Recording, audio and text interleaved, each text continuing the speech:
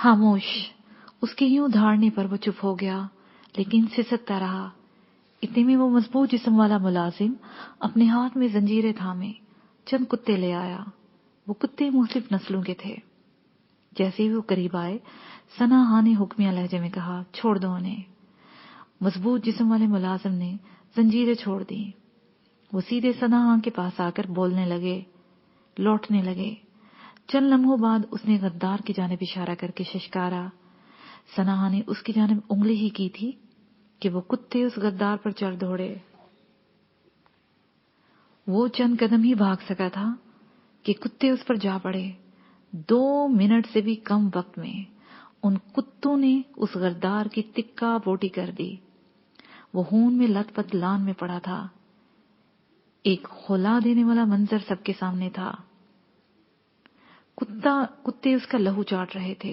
वो मर चुका था। तभी वो सब की तरफ देखकर बोली, कुत्ता अपने मालिक से वफादारी करता है। वो कुत्ता जिसे हम घटिया महलूक समझते हैं और जो इस मुल्क का खाते हैं, यही पैदा हुए, यही रहकर वो इस मुल्क से गद्दारी करें, इसी मुल्क पर भौंके, ये बर्दाश्त नहीं हो सकता। ये कहते हुए उसने मजबूत जिस्म वाले मुलाजिम को इशारा किया। उसने मुंह से महसूस आवाज निकाली। वो सब कुत्ते वापस उसकी जानिब पलट पड़े। उसके करीब जाकर दुम हिलाने लगे। वो इन्हें लेकर वापस चला गया। सना अपनी मुलाजमीन के पास चली गई। वो इन सब को देखती रही, फिर बोली, अब भी वक्त है। तुम में से कोई भी साविशा के लिए काम करता है तो वो आगे आ जाए।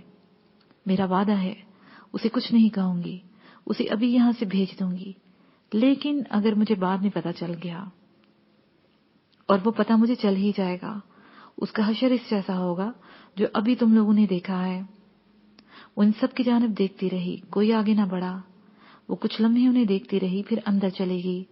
स्टडी रूम में गई ही थी कि बानीता गवर ने हंसते हुए कहा, काफी जालिम लगती हो। मैं बर्दाश्त नहीं कर सकती बानीता, उसने कहा। तो बानीता ने सलमान की जानिब देखकर कहा, ओके, अब क्या करना है? सभी उन्होंने करना है और वो कर रहे हैं।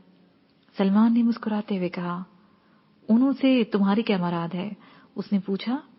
तो मुस्कुराते हुए बोला, अरविंद या रोनीत वही बताएंगे जो सैटेलाइट से हमें कोई खबर देंगे। उसने कहा ही था कि सलमान का फोन बज उठा। लो, शैतान को याद किया था, बानीता गवर ने कहा। तब तक सलमान फोन रिसीव कर चुका था। उसने अरविंद से कहा, बानीता तुम्हें शैतान कह रही है। कहने दो, वो जानती है, मेरी बड़ी बहन है। उसने कहा। तो बानीता हंसते हुए बोली, ठहर, तेरी बहन, अपने आप को गाली मत दो दीदी। अरविंद ने कहा, काम की बात कर। सलमान ने कहा। तो वो बोला, तुम लोग अभी सुकून नहीं कर सकते हो। बाहर जो लोग पड़े हैं उन्हें लेने तो काफी सारे लोग आ रहे हैं, और होंगे तो पुलिस वाले, लेकिन वो कोई दूसरे होंगे। लेकिन इतला यही है कि साविशा की अब हवेली से भाग निकलने के पर तोल रहा है, उसे पकड़ना है। कहाँ है? सलमान ने पूछा। अभी बताता हूँ, अरविंद ने कहा और फोन बंद कर दिया। इतने में बाहर सायरन की आवाज आने लगी। सलमान ने मॉनिटर पर देखा, बहुत सारी गाड़ियां बाहर आकर रुक गई थीं। वो आनन फानन अंदर आए। उन्होंने वहां मौजूद जितने लोग भी पकड़े हुए थे उन्हें इकट्ठा किया, लाशें उठाई और चल दिए। आधे घंटे से भी कम वक्त में वहां बिल्कुल सुकून हो गया। वो सभी अंदर आ गए। इस वक्त वो फ्रेश होकर खाना खा रहे थे कि अरविंद का फोन आ गया। उसे सलमान को बताया, जराई से ये इतला मिली है कि साविशा को पता लग गया है कि उसके लोगों को फोर्सेस पकड़ कर ले गए हैं। अब वो भी निकल रहा है। उसने बैरून मुल्क जाने के लिए टिकट का कहा है। जाहिर है वो बाहर जाएगा, सो एयरपोर्ट से पहले ही उसे पकड़ना है। ठीक है, मैं देख लेता हूँ, तुम भी अलर्ट रहना, सलमान ने कहा और फोन बंद कर दिया। उसने अरविंद के पैगाम के साथ ही सबको फ्रेश हो जाने का कहा और खुद उस रूट को समझने लगा जहां से साविशा ने एयरपोर्ट जाना था। उसने सनाहा और अली बख्श को अपने सामने बिठाया और कंप्यूटर पर नक्शा खोलकर उनसे तफसील जानने लगा। आधे घंटे से कम वक्त गुजरा था कि अरविंद की इतला आ गई कि साविशा अपनी हवेली से निकल चुका है।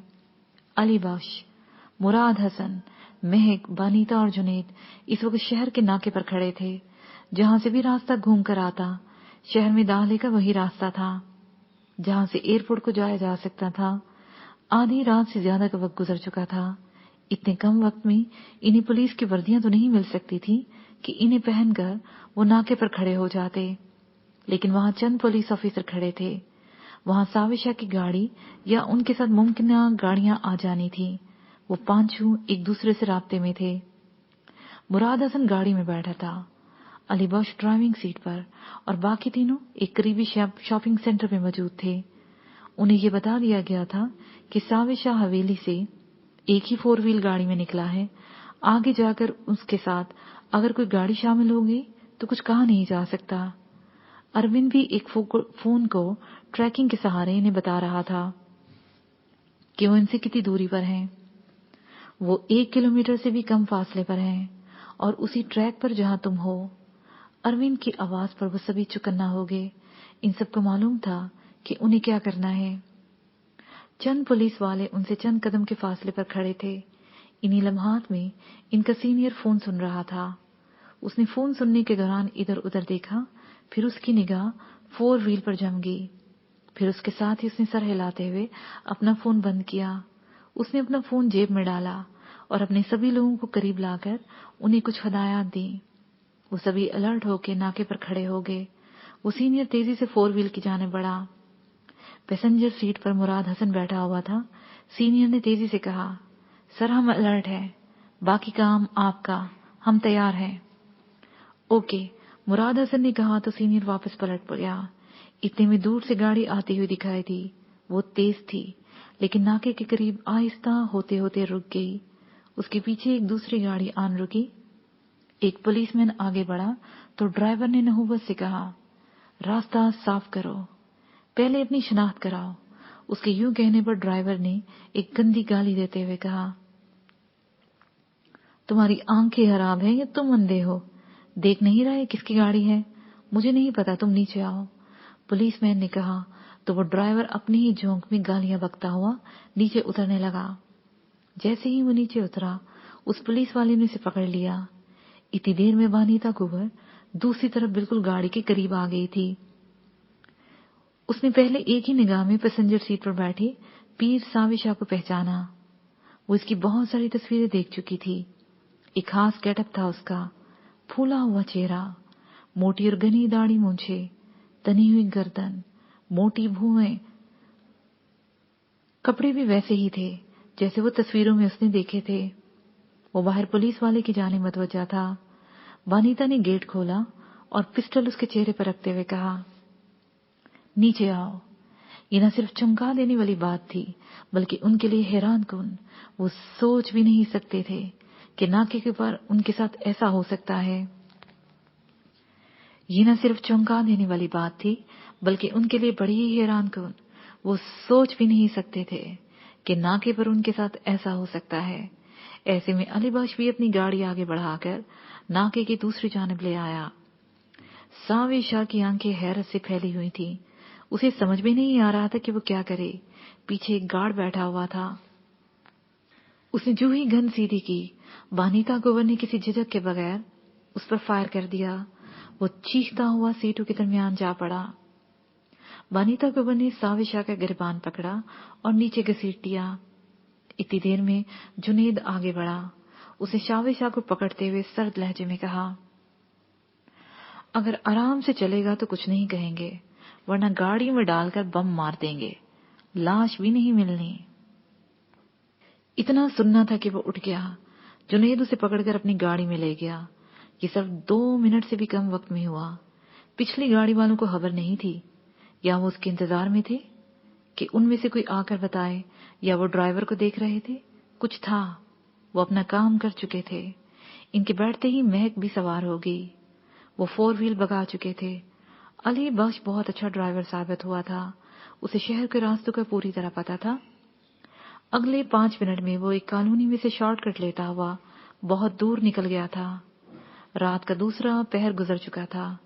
साविशा नंगे फर्श पर बैठा हुआ था। उसके चेहरे पर अभी तक हैरत जमी हुई थी, जैसे उसे यकीन ही न आ रहा हो। उसके सामने जुनेद कुर्सी पर बैठा हुआ था, जबकि उसके पास मुराद हसन खड़ा था, जिसके हाथ में पिस्टल था। साविश शाह का झुका हुआ सर उठाया और जुनैद की तरफ देखकर बोला, दुख ये नहीं कि तुम मुझे पकड़ कर ले आए हो, हैरत इस बात पर है कि तुम लोग मुझे ले कैसे आए। ये सारी हौसले की बात है साविशा। ऐसा हौसला उनका ही होता है जिनके लिए अपनी जिंदगी से ज्यादा मकसद अहम होता है। गद्दार हो या मुनाफिक, उसमें ऐसा हौसला नहीं होता। जुनैद किसी जज्बे से आरी लहजे में बोला, क्या चाहते हो? उसने पूछा। अभी कुछ देर में पता चल जाएगा, उसने कहा और टहलने लगा। ज्यादा वक्त नहीं गुजरा था कि अरविंद की कॉल आ गई। जुनैद ने फोन सुना तो दूसरी जानब जमाल था। क्या कहता है साविशा? जमाल ने पूछा। समझदार बंदा है, समझ गया है कि धमकी या वावेला करने से कुछ नहीं होगा, आराम से बैठा है। चलो स्पीकर खोलकर मेरी बात कराओ, जमाल ने कहा तो जुनैद ने स्पीकर खोलकर फोन उसके करीब कर दिया। तभी जमाल की आवाज उभरी, साविशा, इस ठंडे फर्श पर नाक रगड़ोगे या बाहर निकलकर कच्ची जमीन पर नाक रगड़ना पसंद करोगे? कौन हो तुम? उसे चौंकते हुए कहा। वही जिसने तुमसे कहा था कि वही जिससे तुमने कहा था कि सामने आकर बात करो। ये मेरे बेटे, मेरे भाई तुम्हारे सामने हैं। अभी तुम इनके सामने नाक रगड़ो, फिर मेरे सामने भी आकर नाक रगड़ लेना, जमाल ने सुकून से कहा। मैं नहीं समझता कि मेरी और तुम्हारी दुश्मनी क्या है। तुम अगर बता दो। मेरे वतन का हद गद्दार और मुनाफिक मेरा दुश्मन है। तुम मेरे ही वतन में बैठकर दुश्मन के लोगों को पनाह देते हो। मेरे ही वतन का खाकर मेरे वतन की जड़ें खोखली कर रहे हो। तुम्हारा ये जुर्म मैं माफ करने वाला नहीं। तुम जानते हो मेरे यूं मार देने से तुम्हें कुछ हासिल नहीं होने वाला। उसने कहना चाहा तो जमाल तेजी से बोला, मैं तुम्हें नहीं मारूंगा, बल्कि तेरा नाम मार दूंगा। तेरे ही लोग तुझ पर थूकेंगे। तुम अपनी हवेली जाने को तरसोगे, लेकिन जा नहीं सकोगे। जमाल ने गुस्से में कहा, तुम जो भी करोगे इसे तुम्हें कुछ हासिल नहीं होगा। ये हुकूमत तुझे कुछ नहीं करने देगी। अगर मैं मर गया तो बचोगे तुम भी नहीं। उसे धमकी लगाई तो जमाल हंस दिया। मुझे तो मरना है, आज नहीं तो कल, मगर तेरे जैसे फिरौन ये सोचते हैं कि शायद उन्हें रहती दुनिया तक यहीं रहना है। मैं तुम्हें पूरा मौका दूंगा। तुम अपनी हुकूमत से मदद ले लेना। मैं तुम्हें अभी से बता देता हूँ, वो तेरी मदद नहीं कर सकेंगे। फिलहाल तुम मेरे मेहमान हो, यहाँ कुछ दिन रहो, फिर बताता हूँ। ये कहकर जमाल खामोश हो गया।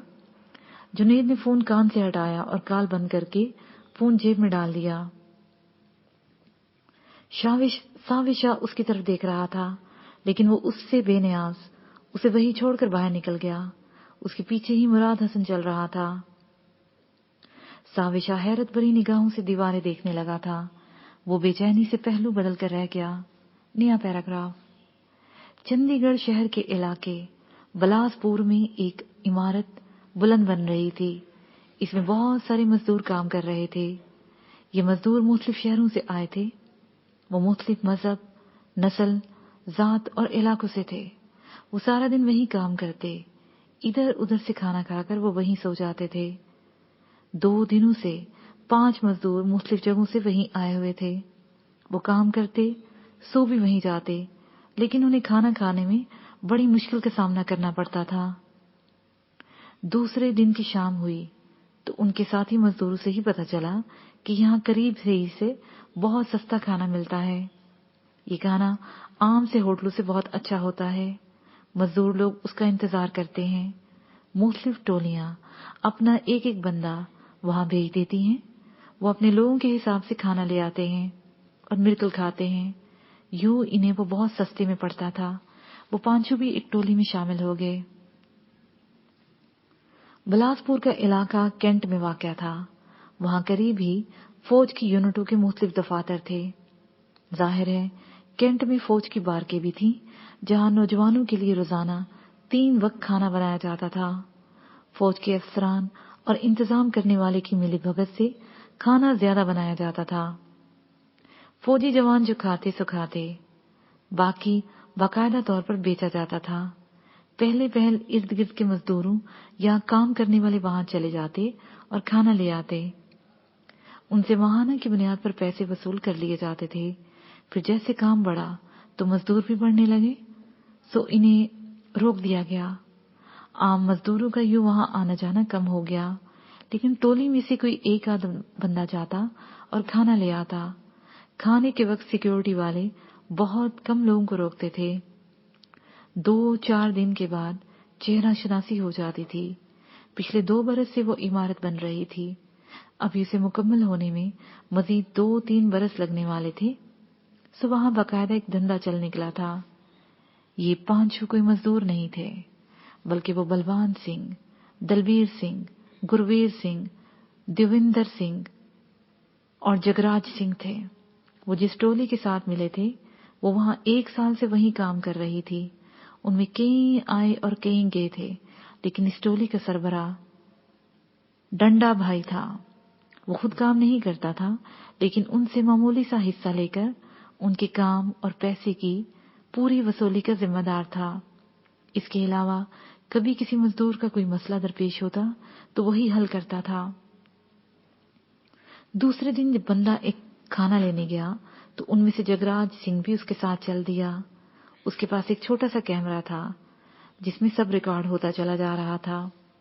3 وقت کے کھانے میں انہوں نے مختلف جگہوں کی ویڈیو بنا لی. رات ہوتے ہی ساری ویڈیوز فون کے ذریعے اس ٹھکانے پر بھیج دی جہاں جسپال سنگھ نے ٹھکانہ بنایا ہوا تھا. جسپال سنگھ کا ٹھکانہ اس بار سیکٹر 35 میں موجود ایک 3 منزلہ گھر تھا جس میں 2 پورشن ان کے پاس تھے. وہ بڑی شدت سے ان ویڈیوز کا انتظار کر رہا تھا. اس کے پاس مقامی آدمی بیٹھا ہوا تھا جس سے اس نے یہ بلڈنگ لی ہوئی تھی. وہ پہلے ہی اپنا نیٹ ورک چلا رہا تھا. یہ نیٹ ورک 2 برس پہلے جسپال سنگھ نے ہی شروع کیا تھا. جیسے ہی جسپال سنگھ نے فون پر وہ ویڈیوز موصول ہوئی، اس نے پہلے خود دیکھی اور اس فندے کو دیکھنے کے لیے دے دی. وہ انہیں دیکھتا رہا، پھر سکون سے بولا، بالکل درست. انہوں نے بالکل درست جگہ کی نشاندہی کی. یہیں سے سارا کام ہوگا. تو ٹھیک ہے، پھر کرو پلان. میں یہ ویڈیوز ابھی اروند کو بھیجتا ہوں. جسپال سنگھ نے کہا،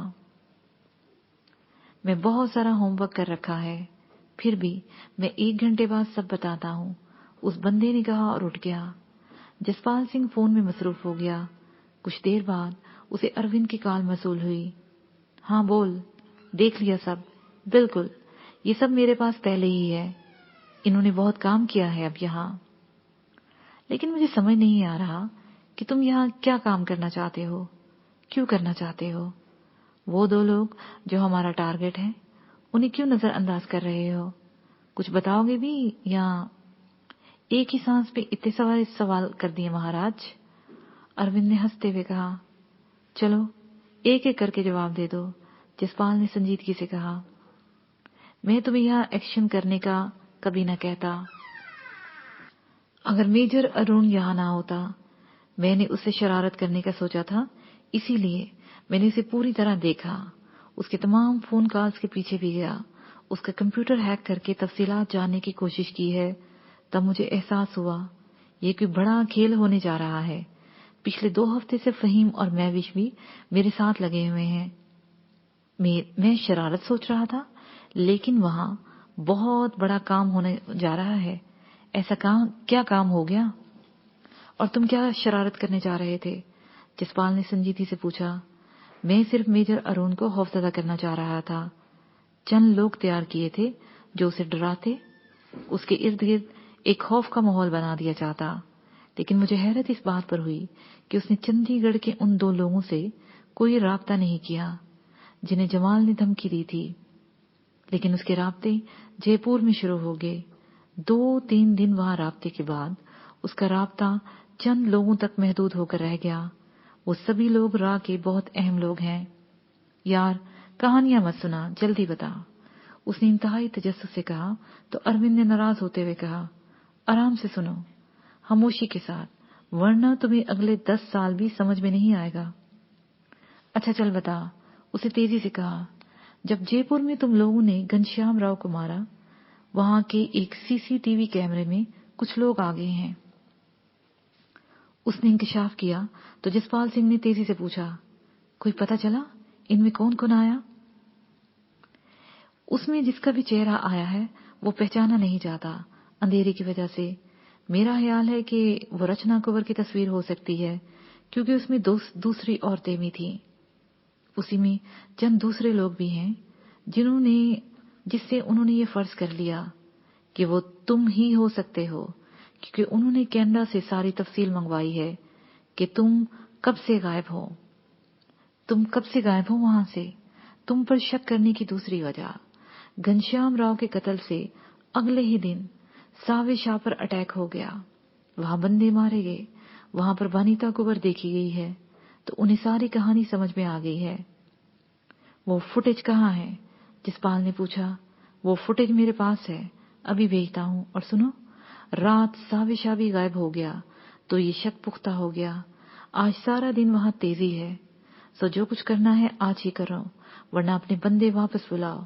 اس نے کہا، وہ کیا کرنا چاہتے ہیں یہ تم نے بتایا نہیں؟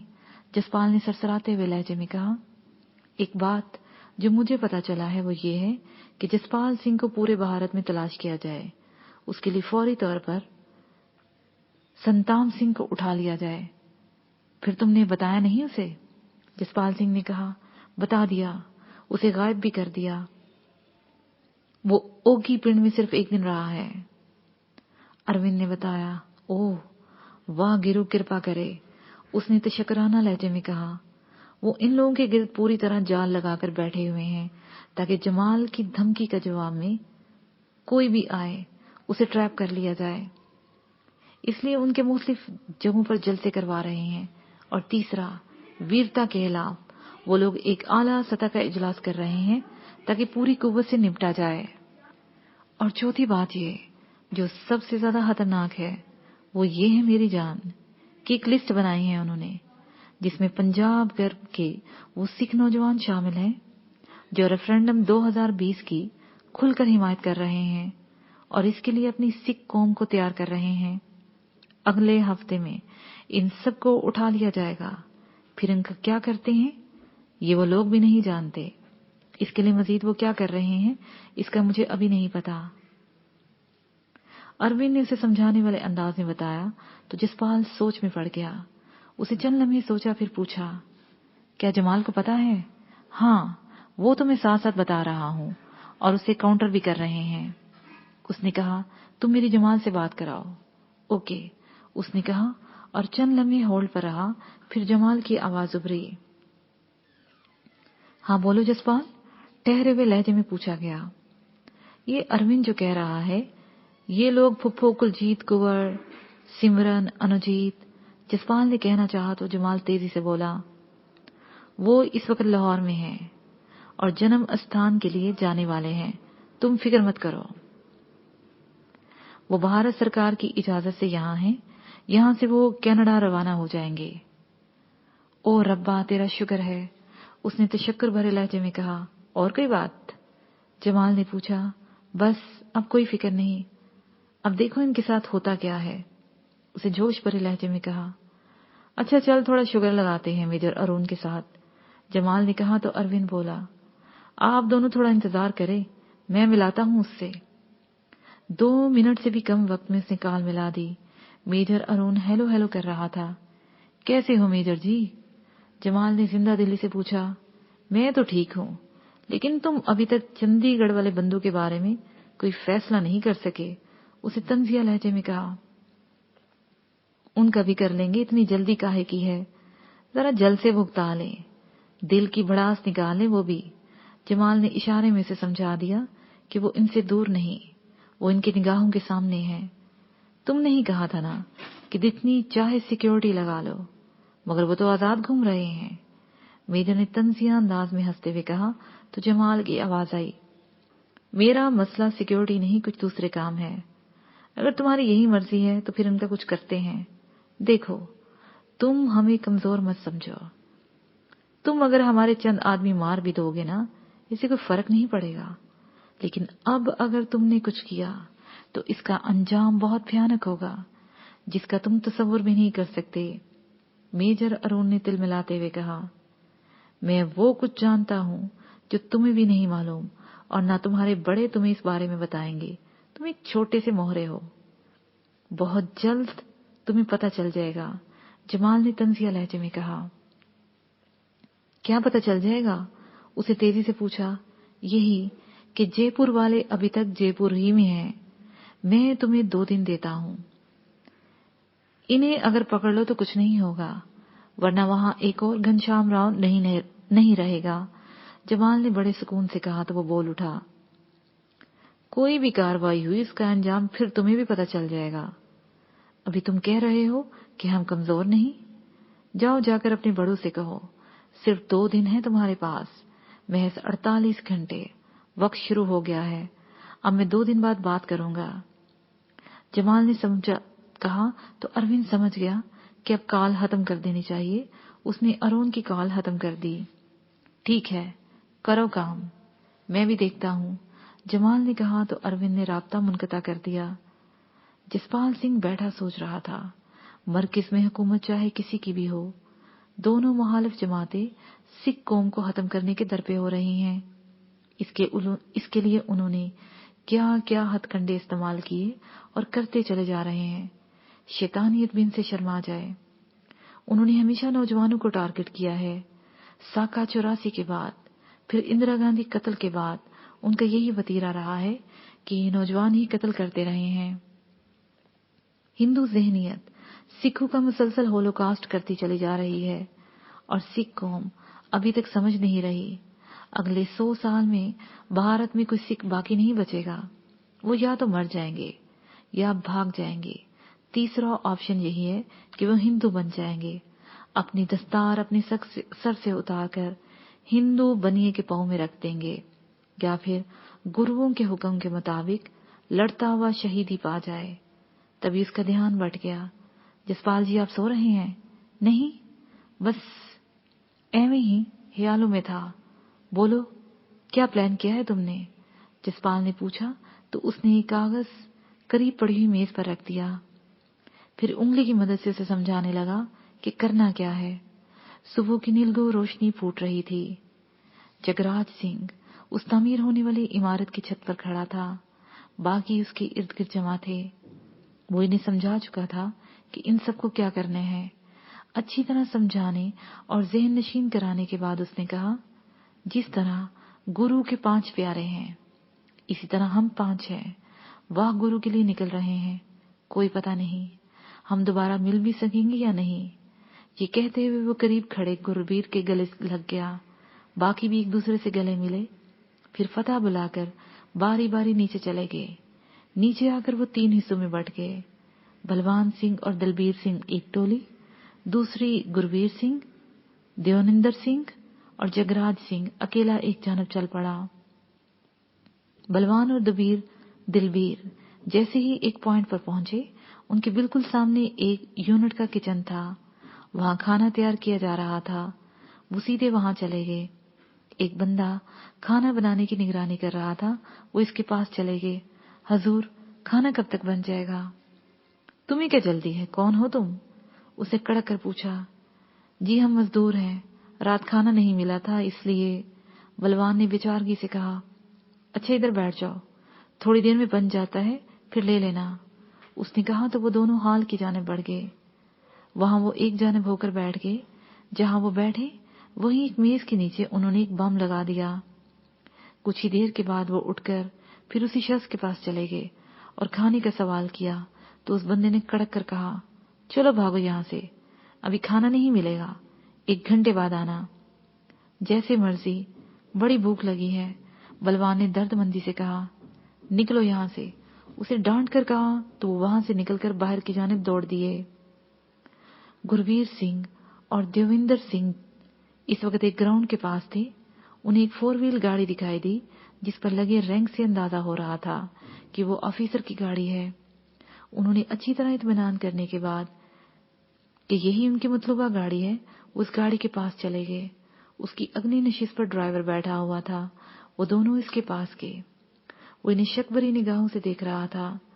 گربیر سنگھ نے اس کے پاس جا کر ایک یونٹ کا نام لے کر پوچھا، بھائی یہ کدھر ہے؟ کیوں، کیا کرنا ہے تم نے؟ اس نے کڑک کر پوچھا۔ بھائی وہاں سے کھانا لینا ہے، رات کے بھوکے ہیں، اس نے بڑی بیچارگی سے کہا۔ अभी तुम्हें खाना कहाँ मिलेगा, अभी तो कम से कम 1 घंटा देरी है, उसे तंजिया लहजे में कहा तो उसे रात की कहानी सुनाने लगा। मकसद सिर्फ यही था कि इतनी देर में देवनिंदर सिंह अपना काम मुकम्मल कर ले। वो नीचे बैठा, उसने बम गाड़ी के साथ लगा दिया, जो ताकतवर मकनातीस के बायस चिपक गए। जैसे ही देवेंद्र सिंह खड़ा हुआ, गुरवीर ने भी अपनी कहानी सिमटते हुए कहा, चल यार 1 घंटे बाद आते हैं, या फिर कहीं बाहर से ही खरीद कर खा लेते हैं। पैसे तो तुम्हारे पास है नहीं, देवनिंदर सिंह ने कहा। तो यही बातें करते हुए वो दूर हटते चले गए। जगराज सिंह रिहायशी कॉलोनी की जाने बढ़ गया। ये वो जगह थी जहां गैर शादीशुदा ऑफिसर रहते थे। इन क्वार्टरनुमा घरों में 2-2 और 3 की सूरत में ऑफिसर रहते थे। अपने मतलूबा क्वार्टर तलाश करने में कुछ देर लगी, लेकिन उसे तलाश कर लिया। एक छोटे से गेट के बाद छोटा सा लॉन था, चंद सीढ़ियां और बैरूनी दरवाजा था। उसे बेल बजाई। दूसरी बेल पर अंदर से अर्दली बाहर निकला। उसे घूरते हुए पूछा, क्या है वे? रमेश बाबू घर पर हैं? उसने पूछा। इसके साथ ही ये पार्ट अपने एख्तिताम को पहुंचा।